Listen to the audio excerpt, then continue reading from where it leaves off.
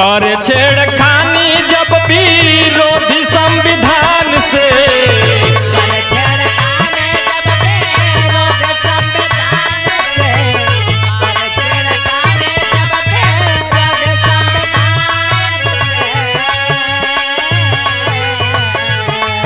कौनो समझौता नहीं करे स्वाभिमान